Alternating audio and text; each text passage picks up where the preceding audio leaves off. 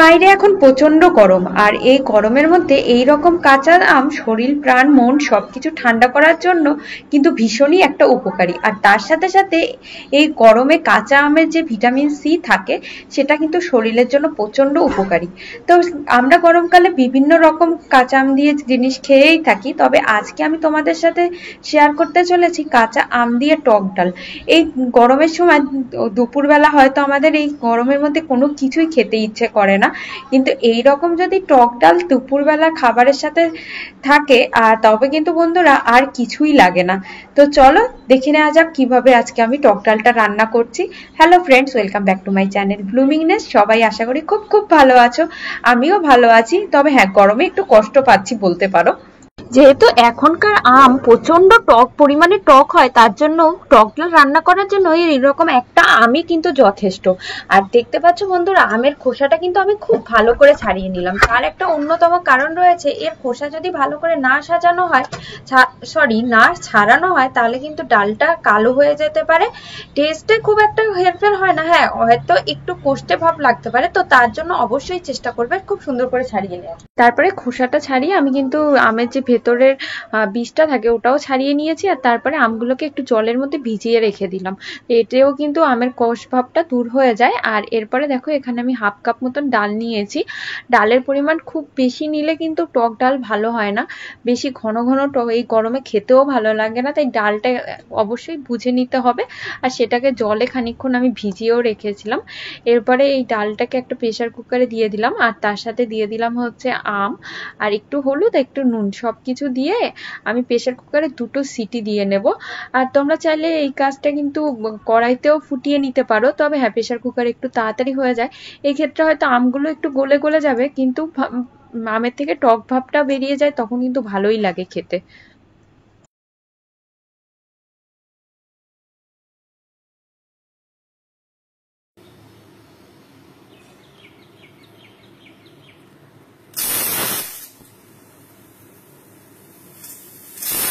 দুটো সিটি দেওয়ার পরে দেখো, প্রেসার কুকারটা আমি খুলে নিয়েছি। ডালটা তো আমার খুব সুন্দর সেদ্ধ হয়ে গেছে, আর এটা কিন্তু প্রচন্ড ঘন হয়ে গেছে। এবার এখানে আমি কি করব, একটুখানি যে কাটা আছে ডালের, ডাল যে ঘাটার জন্য যে কাটাটা, সেটা দিয়ে একটুখানি বেশ ভালো করে ঘেটে দেব। আর টক ডালের মধ্যে না ডালগুলো আস্তে আস্তে থাকলে আমার ঠিক ভালো লাগে না, এইরকম যে মিশে মিশে যাবে ডালটা, এইরকম টেস্টের ডালটাই আমার বেশি ভালো লাগে। তোমাদের যদি মনে হয় যে তোমরা একটু আস্তে আস্তে থাকবে ভালো লাগে, তো সেক্ষেত্রে কাটা দেওয়ার দরকার নেই, তবে এইরকম ভাবে কিন্তু বেশি টেস্ট লাগে। আর কাটা দেওয়া হয়ে যাওয়ার পরে এর মধ্যে আমি মিশিয়ে দেবো খানিকটা জল। জল মিশিয়ে দিয়ে আমি এটাকে কি করবো, আবার একটুখানি ভালো করে ফুটিয়ে নেব। তোমরা চাইলে এখানে গরম জলও মেশাতে পারো, আমি কিন্তু ঠান্ডা জলই মিশিয়ে নিয়েছি, যেহেতু এটাকে আবার আমি ফুটিয়ে নিচ্ছি। তো তার সেক্ষেত্রে কোনো অসুবিধা হয় না, ডালের টেস্টটা একদম যেরকম চাই সেই রকমই হয়। কিন্তু কাঁচা জল মেশালে তখন টেস্টটা একটু ডিফার হতে পারে। যদি তোমরা না ফুটাতে চাও তাহলে কিন্তু অবশ্যই গরম জল মিশিয়ে নেবে। আর এইদিকে দেখো, কড়াইতে আমি একদম অল্প পরিমাণে তেল দিয়ে দিয়েছি। তেলের পরিমাণটা দেখে বুঝতেই পারছো যে কতটা অল্প তেলে এই রান্নাটা আমি করব। আর ডালে অত বেশি তেল লাগেও না, টক ডালে তো আরোই কম তেল লাগে। এর মধ্যে ফোড়ন হিসেবে দিয়ে দিলাম একটা হচ্ছে শুকনো লঙ্কা, আর তার সাথে দিয়ে দেব হচ্ছে একটুখানি কালো জিরে আর একটুখানি কালো সর্ষে। তো সবকিছু দিয়ে এই ডালের ফোড়নের গন্ধটাও হয় মারাত্মক ভালো। অবশ্যই চেষ্টা করবে দুরকম ফোড়নই দিতে, এই কালো জিরে আর কালো সর্ষে। আর এই তাতে কিন্তু হয়, টক ডালের গন্ধটা কিন্তু অন্য রকম হয়ে যায়। তারপরে হ্যাঁ, তারপরে তো ডালের যেরকম বানানোর প্রসেস, ডালটা আমি এখানে ঢেলে দিয়েছি। আর এখানে দেখো আমার ডালটা রেডিও হয়ে গেছে। এরপরে নুন ঠিক হয়েছে কিনা সেটা চেক করে নেব। আর অবশ্যই টক ডালের লাস্টে যেটা দেব, 2টো কাঁচা লঙ্কা আর তার সাথে খানিকটা চিনি। হ্যাঁ বন্ধুরা, টক ডালে কিন্তু চিনি না দিলে টেস্টটা আসে না। টক মিষ্টি ঝাল ঝাল হবে, তবেই না খেতে টেস্ট লাগবে এই গরমের দুপুরে। তো তৈরি হয়ে গেছে টক ঝাল মিষ্টি মিষ্টি টক ডাল। আর গরমের দুপুরে এইরকম টক ডালের সাথে ভাত খেতে সত্যি দারুণ লাগে।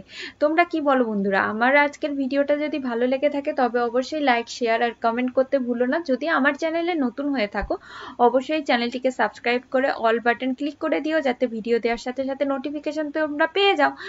আর যদি আরো বেশি আমার ভিডিওটা ভালো লাগে তবে তোমার ফ্যামিলি ফ্রেন্ডের সাথে শেয়ার করে দিও। আর আমে এত বেশি ভিটামিন থাকে, এই বাইরে যে তাপপ্রবাহ চলছে সেটা কিন্তু নিজের শরীরের ইমিউনিটি ক্ষমতা বাড়াতে প্রচুর প্রচুর হেল্প করে এরকম কাঁচা আম। তো অবশ্যই বাড়িতে ট্রাই করে দেখো, আর কেমন লাগলো সেটা কিন্তু কমেন্ট করে জানিও। টাটা, দেখা হচ্ছে নতুন ভিডিওতে, সবাই ভালো থেকো, সুস্থ থেকো।